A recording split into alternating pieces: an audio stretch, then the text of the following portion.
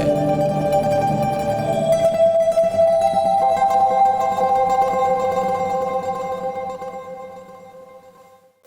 Praise the Lord.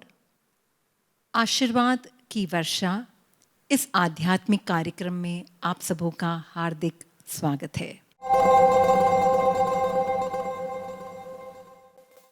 मैं यही दुआ करती हूँ कि इस कार्यक्रम के द्वारा हम सभी को पवित्र आत्मा की कृपा प्राप्त हो जाए।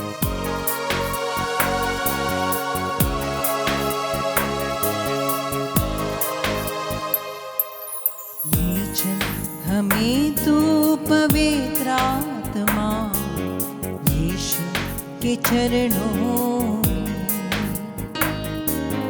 ले चल हमें तू पवित्र आत्मा यीशु के चरणों में। हमको मिला दो यीशु से, हमको है कुछ कहना। हमको मिला दो यीशु से, हमको है कुछ कहना। ले चल हमें तू पवित्र आत्मा यीशु के चरणों में हो। ले चल हमें तू पवित्र आत्मा यीशु के चरणों में। यीशु ने कहा, वो सहायक जब आएगा वो मुझे महिमान्वित करेगा, वो तुम्हें सब कुछ याद दिलाएगा जो मैंने तुम्हें सिखाया। पवित्र आत्मा ही वो है जो ईश्वर का राज्य हम पर प्रकट करते हैं। कोई भी ये स्वीकार नहीं सकता कि यीशु प्रभु है जब तक पवित्र आत्मा की कृपा ना हो। और कोई भी ये नहीं कह सकता कि ईश्वर मेरे पिता है। पवित्र आत्मा ही विश्वासी को जब उनके जिंदगी को संचालन करता है तब वो कह सकते हैं, उसे ये गवाही होती है कि मैं ईश्वर का हूं, मैं ईश्वर की संतान हूं। आज उसी पवित्र आत्मा को हम पुकारते हुए कह रहे हैं, हे आत्मा ले चल मुझे उन मार्गों पर ले चल जहां पर मेरा यीशु है। यीशु के चरणों तले और यीशु के मार्गों पर चलने के लिए तू मुझे कृपा दे। हे आत्मा तू आ। ले चल हमें तू पवित्र आत्मा यीशु के चरणों में हो। ले चल हमें तू पवित्र आत्मा यीशु के चरणों में।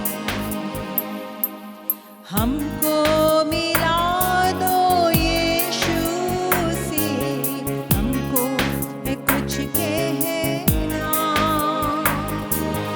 हमको मिला दो यीशु से, हमको है कुछ कहना। ले चल हमें तू पवित्र आत्मा यीशु के चरणों।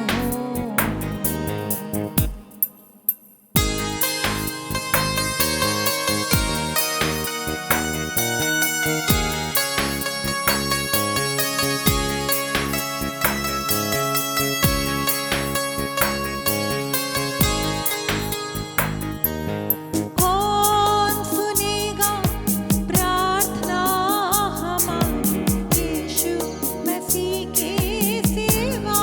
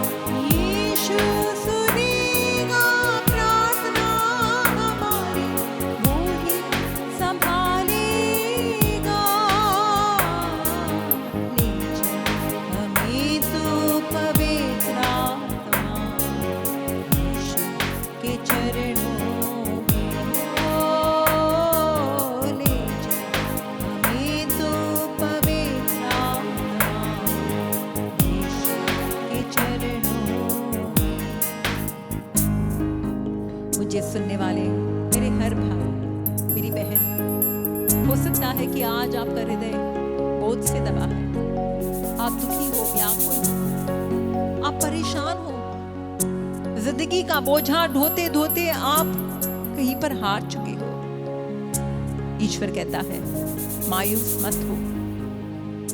जैसे उसने मार्था से कहा, मार्था मार्था तुम बेकार की बातों के बारे में बहुत चिंतित हो, पर केवल एक ही चीज आवश्यक है।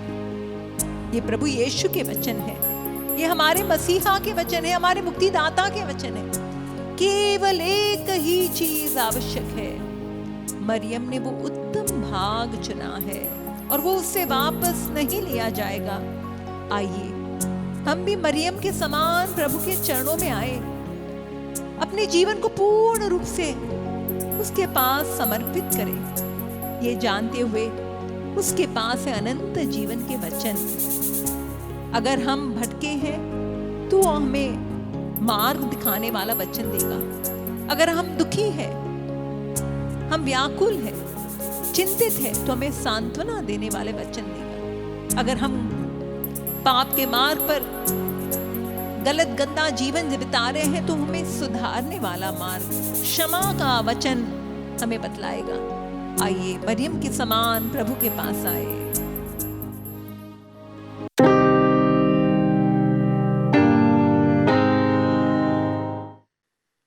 रोमियो के नाम संत पौलुस का पत्र, अध्याय 8 और वचन 28 और 29। हम जानते हैं कि जो लोग ईश्वर को प्यार करते हैं और उसके विधान के अनुसार बुलाए गए हैं, ईश्वर उनके कल्याण के लिए सभी बातों में उनकी सहायता करता है। क्योंकि ईश्वर ने निश्चित किया कि जिन्हें उसने पहले से अपना समझा वे उसके पुत्र के प्रतिरूप बनाए जाएंगे, जिससे उसका पुत्र इस प्रकार बहुत से भाइयों का पहलौठा हो।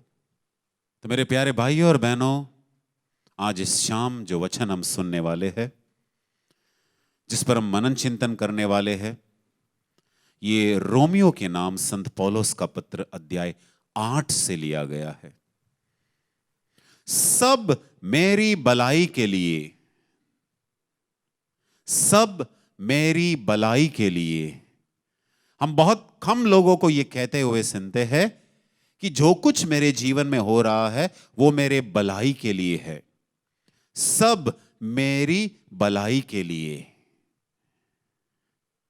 आपको ऐसे कहने के लिए विश्वास चाहिए। आपका विश्वास प्रभु यीशु में और उसके जो वचन है उसमें मजबूत होना चाहिए कि मेरे जीवन में जो कुछ हो रहा है वो मेरे भलाई के लिए है। यह बहुत आसान है कि जब हमारे जीवन में सब कुछ सही चलता है तो हम कहते हैं प्रभु को धन्यवाद, प्रभु की स्तुति करते हैं। लेकिन जब हमारे जीवन में बादल आ जाते हैं, बादल मंडराते हैं, तो हम कहते हैं कि प्रभु तू कहां है। ऐसा नहीं होना चाहिए। अगर आप एक विश्वासी है, अगर आपका विश्वास प्रभु यीशु में है, तो बरसात हो या सूरज, दिन हो या रात, खुशी के समय हो या दुख के समय, आपको एक ही चीज कहना है, सब मेरी भलाई के लिए है। सिर्फ वही व्यक्ति जो अपना जीवन प्रभु यीशु को पूरे तरह से समर्पित किया है, विश्वास के कारण वो ऐसा कह सकता है कि सब कुछ मेरी भलाई के लिए।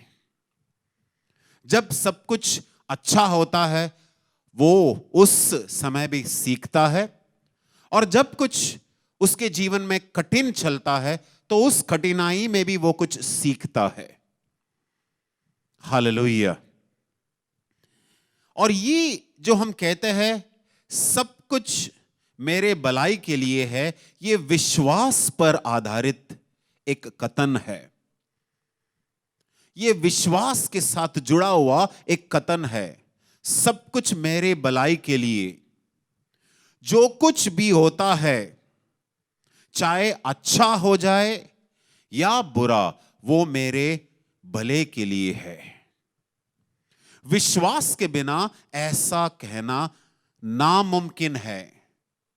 सिर्फ एक व्यक्ति जिसका विश्वास गहरा है, उसके कठिन समय, उसके परीक्षा के घड़ी में भी वो कहेंगे कि ये मेरे भलाई के लिए है।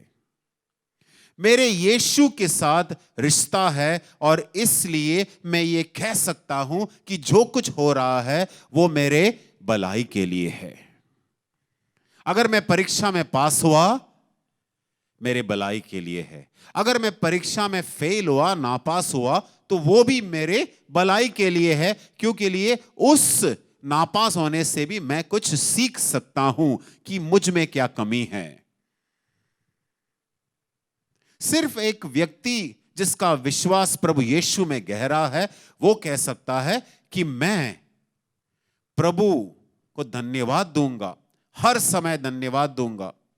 और ये वही व्यक्ति है जो कह सकता है कि सब कुछ मेरे भलाई के लिए है।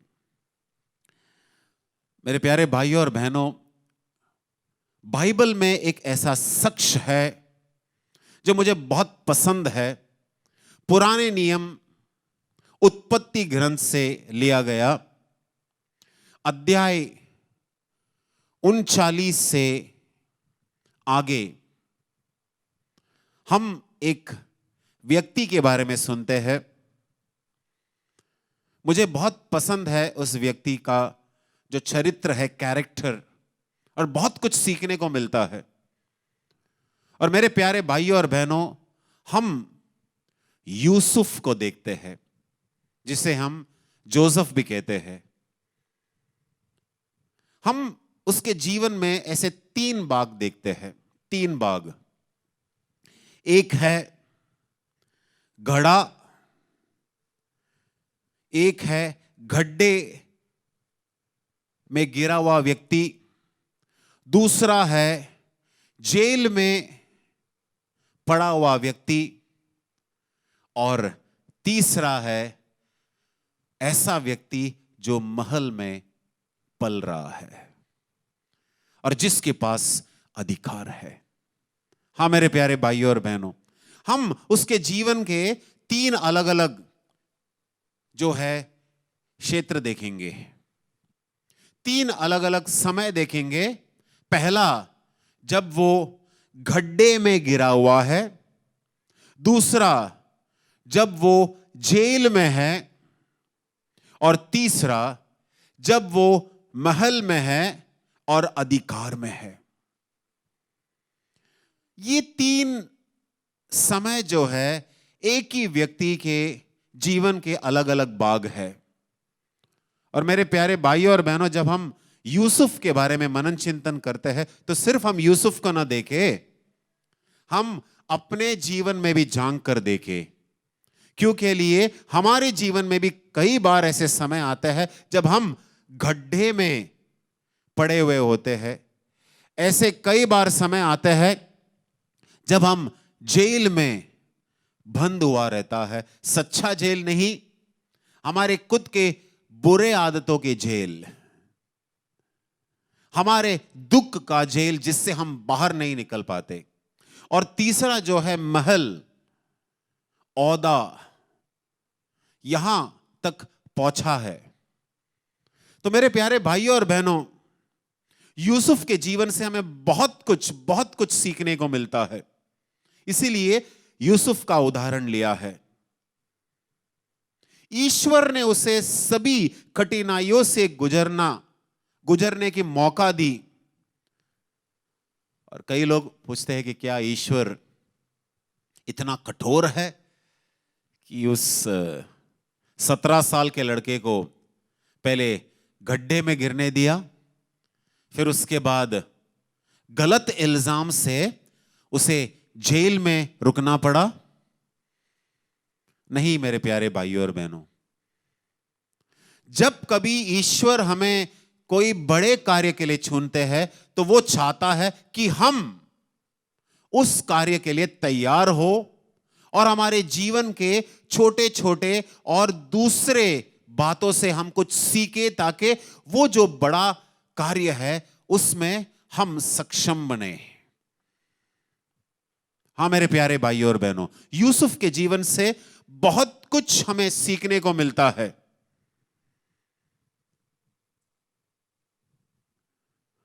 क्या यह अचानक हुआ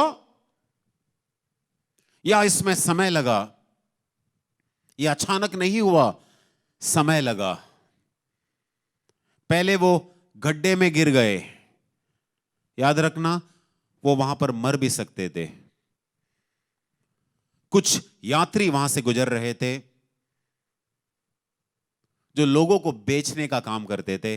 उन्होंने उसे एक सेवक के रूप में बेच दिया पोटीफर के हाथ में, जो मिस्र देश में एक बड़े ऊंचे स्थान में थे।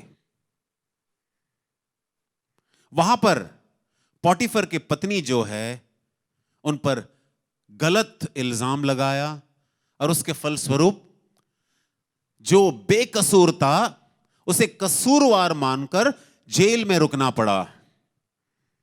लेकिन मेरे प्यारे भाइयों और बहनों, हम ये देखते हैं कि ये जो एक युवक है, यूसुफ एक युवक है, दिखने में सुंदर है बहुत। जब पोटीफर की पत्नी उसके पास गलत विचार से जाती है, फिर भी वो कहता है कि मैं ये गलत काम नहीं करूंगा। हमें सीखने को बहुत कुछ मिलता है। और वहां पर वो जेल में है, बंदी गृह में है, लेकिन हम देखते हैं कि उस बंदी गृह में भी ईश्वर का कृपा उस पर है। इसीलिए वहां बंदी गृह में जो बड़े अधिकारी है, उनका नजर यूसुफ पर चला जाता है और वहां पर भी उसे अच्छा काम देता है। आखिरकार वो पहुंच गया महल तक। हम यहां देखते हैं उसके जीवन में दिन है, रात भी है, लेकिन वो दिन रात के बाद ही आया। हम इस चीज को ना भूलें कि जो कुछ हमारे जीवन में हो रहा है, हमारे भलाई के लिए हो रहा है। प्रभु यीशु हमें कभी तोड़ना नहीं चाहता। हमारे जीवन में परीक्षा आएंगे, प्रलोभन आएंगे, वो हमें तोड़ने के लिए नहीं है, बल्कि हमें बनाने के लिए है, ताकि हमारा चरित्र जो है बने, ताकि आप और मैं यीशु जैसा बने, यीशु के प्रतिबिंब, प्रतिछाया में हम बने। और कई बार हमारे जीवन में जो कठिनाई आते हैं, तकलीफ आते हैं, परीक्षा के घड़ी आते हैं, उसका एक बड़ा फल होता है, हमने कुछ सीखा है और हमारा चरित्र जो है बन रहा है, कैरेक्टर बन रहा है, और हम प्रभु यीशु जैसा धीरे धीरे करके प्रभु यीशु जैसा, हर दिन प्रभु यीशु जैसा बनते हैं। Hallelujah, hallelujah, hallelujah. हम ये देखते हैं कि यूसुफ ने अपने कठिन समय में भी ईश्वर पर भरोसा किया। उसने भी कहा सब मेरे भलाई के लिए। उसने भी जरूर कहा होगा सब मेरे भलाई के लिए है। अपने कठिन समय में उसने कभी प्रभु यीशु पर, अपने ईश्वर पर उंगली नहीं उठाया। उसने कभी बुनबुनाया नहीं, उसने कभी शिकायत नहीं की, लेकिन उसने ईश्वर पर भरोसा रखा। हम कभी बाइबल में यह नहीं पढ़ते कि यूसुफ ने ईश्वर के विरुद्ध कुछ कहा।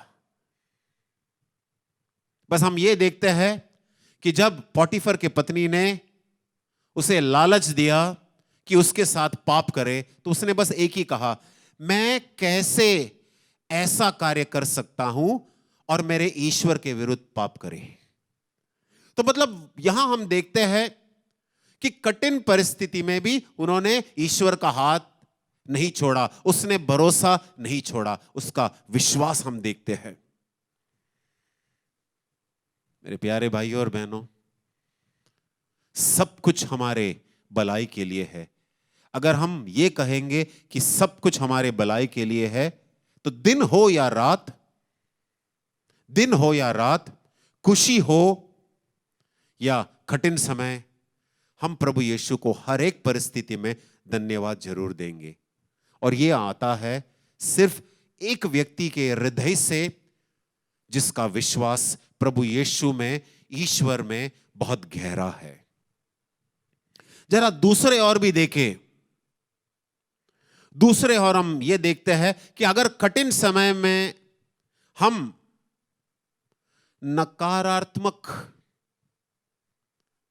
या जो भी नेगेटिव है उसे हमारे जीवन में आने की अनुमति देते हैं, तो हम कभी भी अपनी नियति को पूरा नहीं कर पाएंगे। मेरे प्यारे भाइयों और बहनों, आपका और मेरा एक नियति है, एक डेस्टिनी है। कठिन समय में अगर हम प्रभु के खिलाफ बुनबुनाएंगे, शिकायत करेंगे, तो हमारा जो नियति है, डेस्टिनी है, वो कभी पूरा नहीं होगा। हम ये देखते हैं यूसुफ के जीवन में, जिसे घड़े में फेंक दिया, गड्ढा में फेंक दिया गया, जिसे जेल में डाला गया, लेकिन उसे विश्वास था कि ईश्वर के साथ अगर मैं जुड़ा रहूंगा तो मेरा नियति जो है, ईश्वर ने जो तय किया है, वो भी पूरा होगा।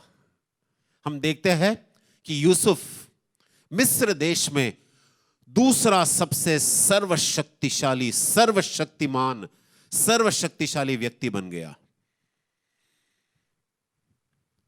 वहां के फराओ राजा के बाद जो सबसे शक्ति का व्यक्ति था, और वो है हमारे यूसुफ। उसने कभी बुनबुनाया नहीं, शिकायत नहीं की, इसलिए ईश्वर ने उसे उठाया, अपने परिस्थिति के ऊपर उठाया, क्योंकि लिए वो अपने मन में कहते थे सब कुछ मेरे भलाई के लिए है, मेरे विनाश के लिए कुछ भी नहीं है, सब कुछ मेरे भलाई के लिए है। उन्होंने वो स्वीकार किया, इसलिए ईश्वर ने उसके हर एक परिस्थिति में उसे ऊपर उठाया, गड्ढे से बाहर निकाला, जेल से बाहर निकाला, और कहां पहुंचाया प्रभु ने? प्रभु ने उन्हें महल में पहुंचाया। मेरे प्यारे भाइयों और बहनों, हम भी शिकायत नहीं करें, बुनबुनाए नहीं।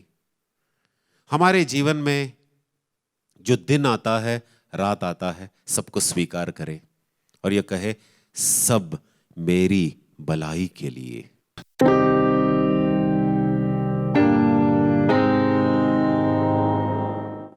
मैं गया साल में आई थी, जून में आई। मेरे लड़के को 9 साल से हो गया, बच्चा नहीं है। मेरे लड़की को 3 साल हुआ।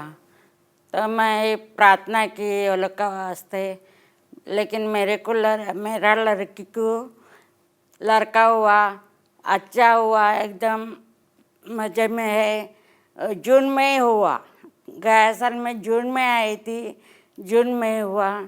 और लड़का का मेरे को नहीं, लेकिन उसको भी कभी कभी देगा। मेरे को कोरोना हो गया था, कोरोना का टाइम में कोरोना हो गया था, तो 23 दिन में ही कोरोना में थी। उसमें से बचा के मैं आई। प्रभु ने मेरे को लाया, अच्छा किया प्रभु ने, वही मैं धन्यवाद देती हूँ। एक बात और, मैं बहुत बार गिरी है, गया साल में बहुत बार गिरी है, लेकिन यीशु ने मेरे को उठाया, खड़ा किया। हाथ पाँव को कुछ भी नहीं हो गया मेरा, लेकिन अच्छा से मेरे को कुछ भी नहीं होगा। लेकिन 2 बार मैं उठ नहीं पाती थी, मैं चल नहीं पाती थी। मेरा लड़का लोग का दवाखाने में हाथ पकड़ के लेके जाते थे, इतना तक मैं बीमार हो गई थी।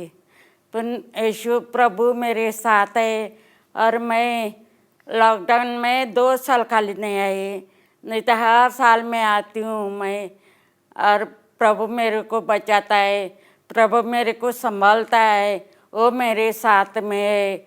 उसका सिवाय हमारा कोई नहीं है, उसके लिए मैं धन्यवाद देती हूँ।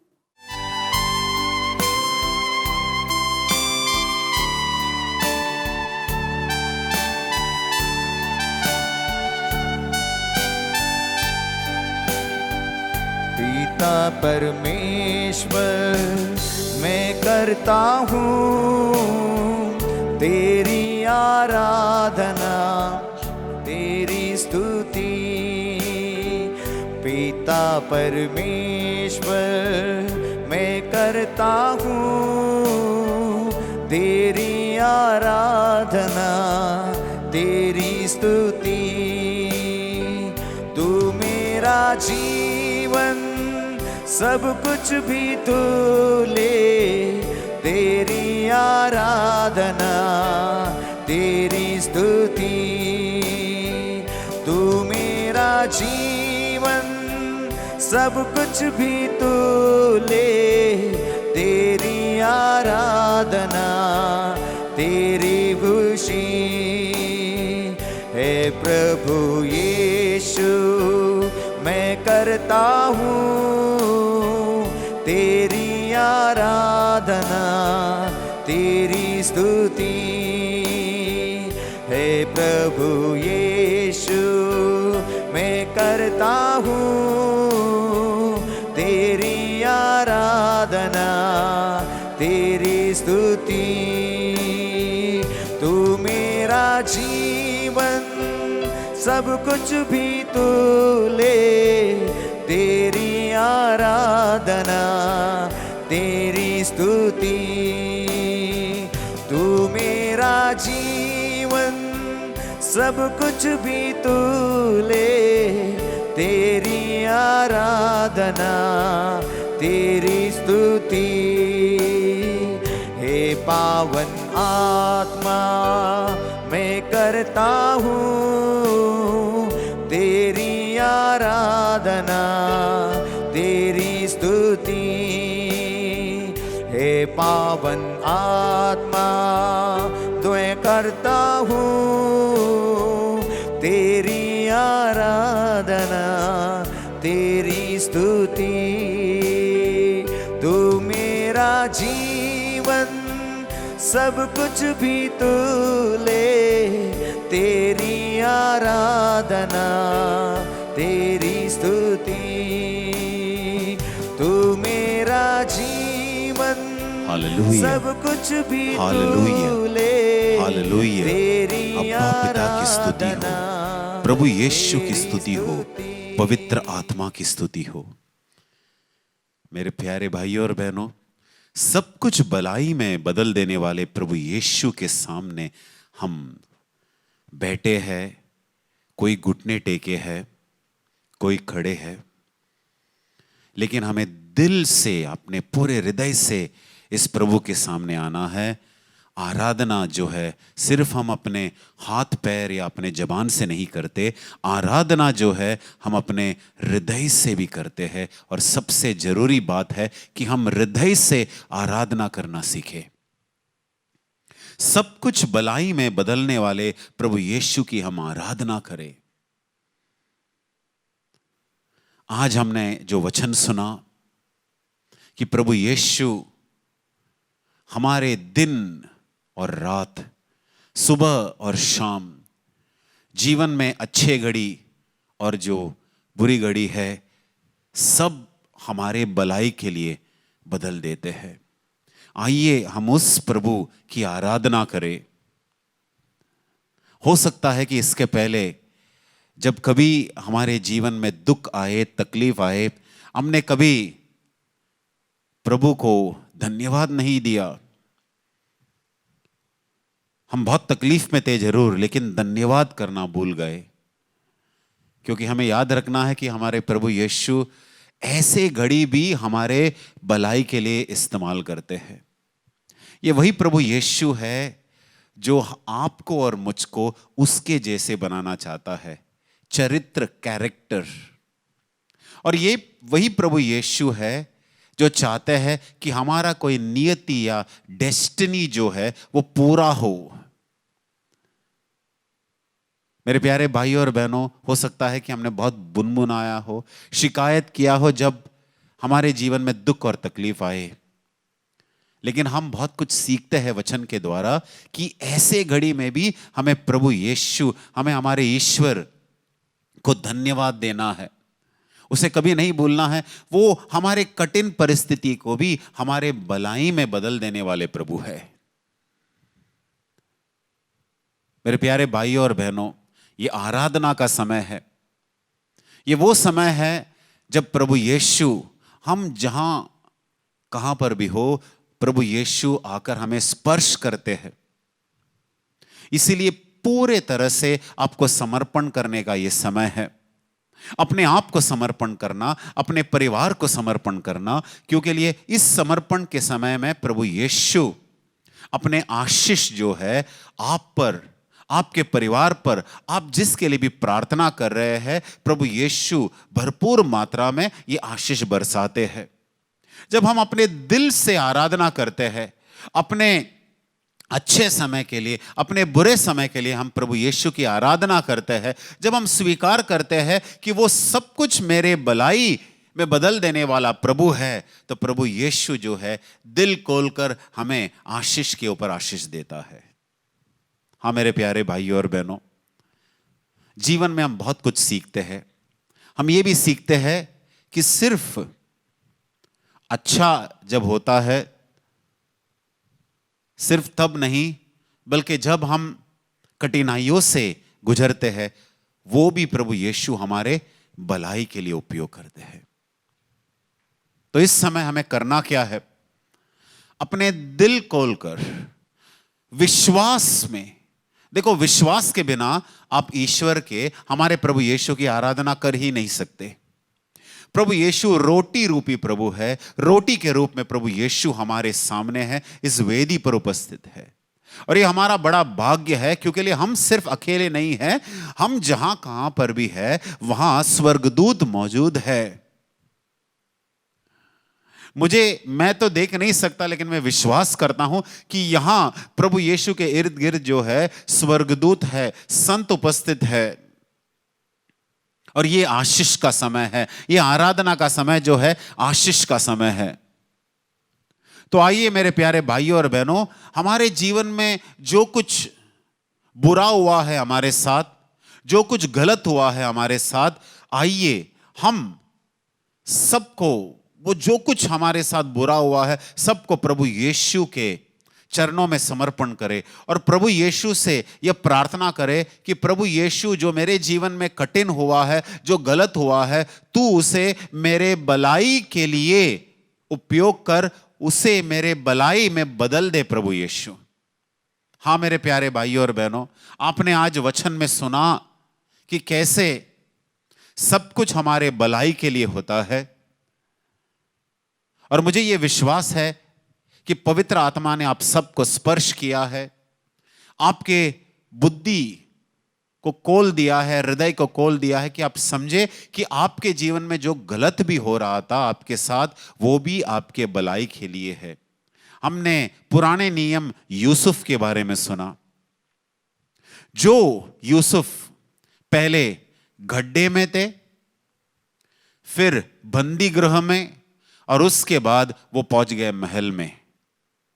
कभी हमने ये नहीं देखा कि वो अपने दुख और तकलीफों के लिए उन्होंने कभी ईश्वर के खिलाफ शिकायत की, और ऐसे नहीं किया, इसीलिए ईश्वर ने उसे महल तक पहुंचा दिया। आज ये समय आ गया है कि हम अपने सारे दुख और तकलीफ प्रभु यीशु के चरणों में समर्पण करें और प्रभु यीशु से कहना, प्रभु इन सारे दुखों के लिए, तकलीफों के लिए, कठिन लोगों के लिए, कठिन परिस्थिति के लिए प्रभु हम आपको धन्यवाद देते हैं, आपकी स्तुति करते हैं और आपको आराधना करते हैं। प्रभु यीशु, हम आपकी आराधना करते हैं। प्रभु यीशु, तू मुझ में ये बड़ा बदलाव लाए प्रभु यीशु, कि मैं अपने सोच को बदल दूं, कि कठिन परिस्थिति मेरे बुराई के लिए नहीं, लेकिन वो मेरे भलाई में बदल दिया जा सकता है। प्रभु तो मुझे ये कृपा दे प्रभु यीशु, मैं आपके सामने बैठा हूं, मुझे एक कृपा दे प्रभु यीशु कि मैं अपने जीवन में जो कुछ गलत हुआ है उसे स्वीकार करूं और आपके हाथों में समर्पण करूं, क्योंकि मुझे विश्वास है वो भी आप मेरे भलाई में बदल देंगे। हो सकता है कि आज इस आराधना के समय आप में कुछ रोगी भी है, मानसिक रूप से रोगी, उदासी में है, अब चिंतित है, व्याकुल है, डरे हुए है, मेरे प्यारे भाइयों और बहनों,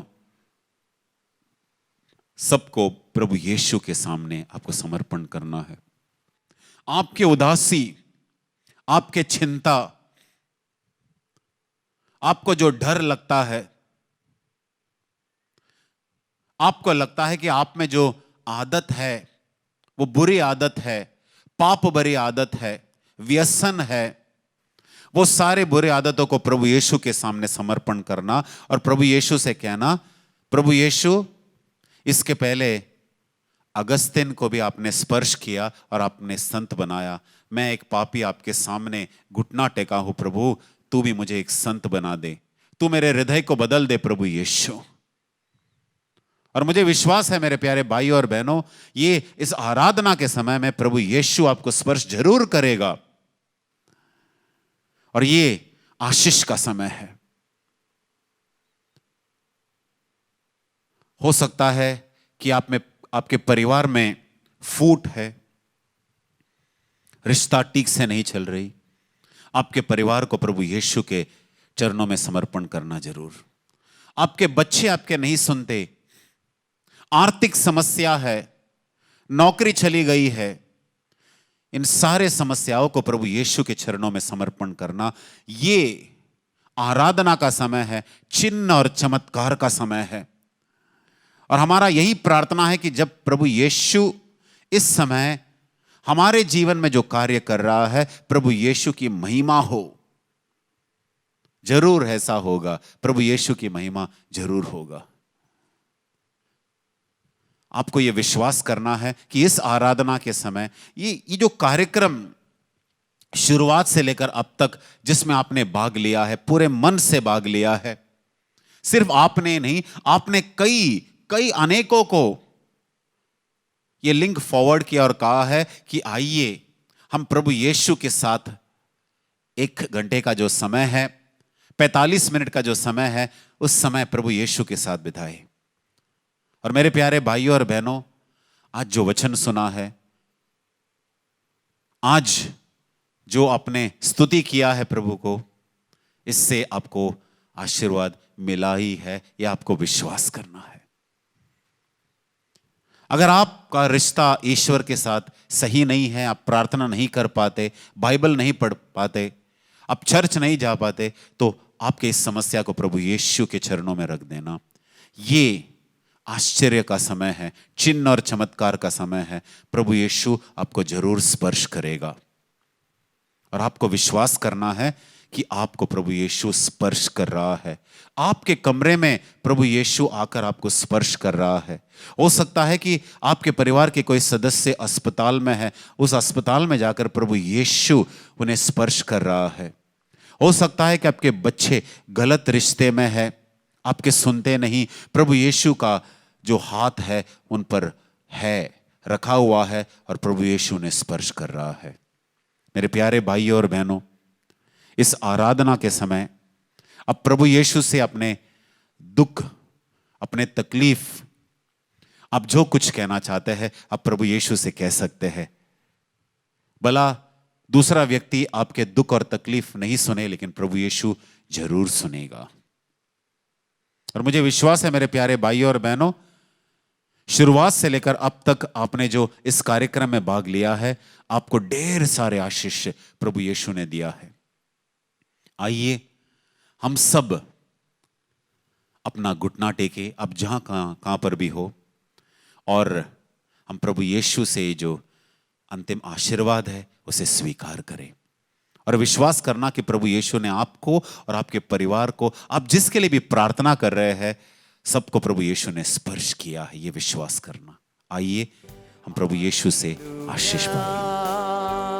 hallelujah, hallelujah, hallelujah, hallelujah, hallelujah, hallelujah,